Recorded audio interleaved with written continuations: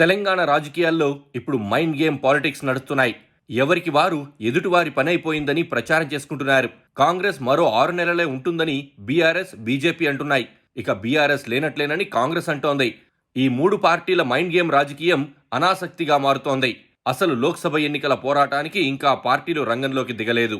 తెలంగాణలో 3 ప్రధాన పార్టీలకు లోక్సభ ఎన్నికలు ఎంతో కీలకమైనవి. అసెంబ్లీ ఎన్నికల్లో పరాజయం పాలైన బీఆర్ఎస్ లోక్సభ ఎన్నికల్లో మెజారిటీ సీట్లు గెలుచుకొని పోయిన ప్రతిష్టను నిలబెట్టుకోవాలనే పట్టుదలతో ఉంది. అందులో భాగంగా కేసీఆర్ కూడా పార్లమెంటుకు పోటీ చేయాలని ఆలోచిస్తున్నట్లు వార్తలు వస్తూ ఉన్నాయి. ఆయనతో పాటు కేటీఆర్, హరీష్ రావు కూడా లోక్సభ ఎన్నికల బరిలోకి దిగుతారని తెలుస్తోంది. అగ్ర నాయకులు పోటీ చేయడం వల్ల పార్టీ క్యాడర్లో నూతనోత్సాహం వస్తుందని, పార్టీకి చెందిన మిగిలిన అభ్యర్థులు కూడా ఈ ఎన్నికలను ప్రతిష్టాత్మకంగా భావిస్తున్నారన్నది కేసీఆర్ వ్యూహం.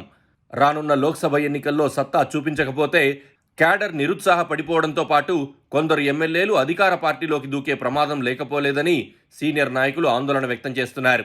కప్పల తక్కెడ లాంటి పార్టీని రేవంత్ తనదైన శైలిలో ఏకతాటిపై నడిపిస్తున్నారు. పార్టీ అధిష్టానం వద్దకు వెళ్లినప్పుడల్లా ఉప ముఖ్యమంత్రి భట్టి విక్రమార్కను వెంటబెట్టుకుని మరీ వెళ్తున్నారు. సహచర మంత్రులకు, ఎమ్మెల్యేలకు తగిన ప్రాధాన్యమిస్తూ పార్టీలో అసమ్మతులకు, అసంతృప్తులకు చోటివ్వకుండా చూసుకుంటున్నారు. త్వరలో నామినేటెడ్ పోస్టులు భర్తీ చేయబోతున్నారు. పార్టీ ఇచ్చిన హామీలను పట్టాలెక్కించేందుకు ప్రయత్నిస్తున్నారు. లోక్సభ ఎన్నికలు కాంగ్రెస్ పార్టీకి, రేవంత్కు ఎంతో కీలకం. ఈ ఎన్నికల్లో మెజారిటీ సీట్లు సాధించలేకపోతే పార్టీలో అసమ్మతులు, అలజడులు తప్పకపోవచ్చు. ఈ ప్రమాదాన్ని గ్రహించిన రేవంత్ పార్టీ అధినేత్రి సోనియా గాంధీని తెలంగాణ నుంచి పోటీ చేయించేందుకు పావులు కదుపుతున్నారు. దీనికి సోనియా కూడా సూత్రప్రాయంగా అంగీకరించినట్లు కనబడుతోంది. అదే జరిగితే కాంగ్రెస్కు ఖచ్చితంగా ప్లస్ పాయింటేనని చెప్పొచ్చు. క్యాడర్లోనూ, పార్టీ నాయకుల్లోనూ నూతనోత్సాహం వస్తుంది. రేవంత్ నేతృత్వంలో కాంగ్రెస్ పార్టీ దూకుడుగా వ్యవహరిస్తోంది. బీఆర్ఎస్ను ఓడించి రాష్ట్రంలో అధికారాన్ని హస్తగతం చేసుకుంది. కానీ ఆ పార్టీకి మొదటి రోజు నుంచే ప్రభుత్వం కూలిపోతుందనే హెచ్చరికలు వినిపిస్తూనే ఉన్నాయి. అందుకే రేవంత్ రెడ్డి కూడా తమ పార్టీ ఎమ్మెల్యేలకు గాలం వేయాలని బీఆర్ఎస్ ప్రయత్నిస్తే తాను కూడా తగ్గే ప్రసక్తి ఉండదని మీడియా ముఖంగా హెచ్చరికలు కూడా జారీ చేశారు. అయితే తెలంగాణ రాజకీయాల్లో ఏం జరిగినా లోక్సభ ఎన్నికలు కీలకం. అందుకే మైండ్ గేమ్ పాలిటిక్స్ ప్రారంభించారు. బీజేపీ కూడా తెలంగాణలో లోక్సభ ఎన్నికలను ప్రతిష్టాత్మకంగా తీసుకుంటోంది.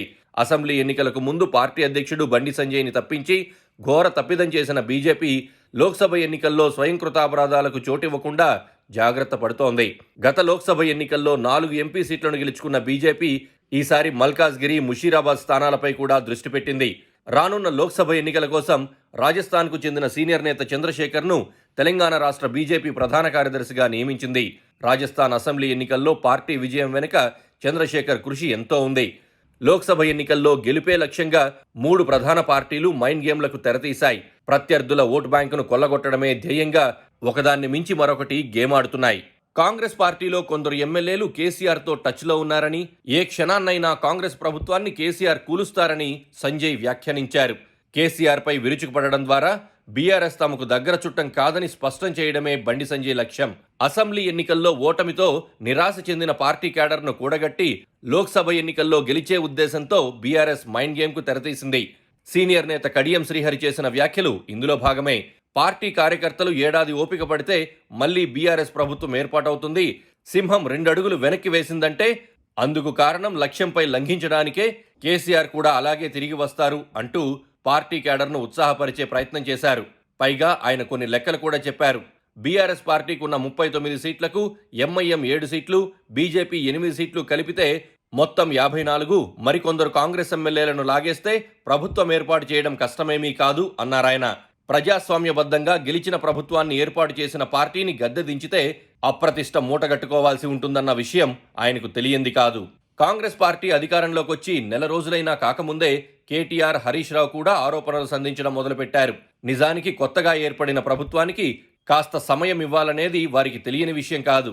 కానీ లోక్సభ ఎన్నికలు ముంచుకొస్తున్న తరుణంలో చేతులు కట్టుకుని కూర్చుంటే క్యాడర్ మరింత నిరుత్సాహపడుతుందనేది వారి ఆలోచన.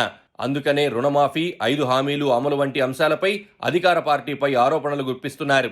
లోక్సభ ఎన్నికలకు నోటిఫికేషన్ కూడా వెలువడక ముందే పార్టీలు ఇంత దూకుడుగా ఉన్నాయి. ఎన్నికల వేడి రాజుకున్నాక ఈ మైండ్ గేమ్ మరింత తీవ్రతరమవుతుంది. ఎవరు పైచేయి సాధిస్తే వారికి మెరుగైన ఫలితాలు రావచ్చు.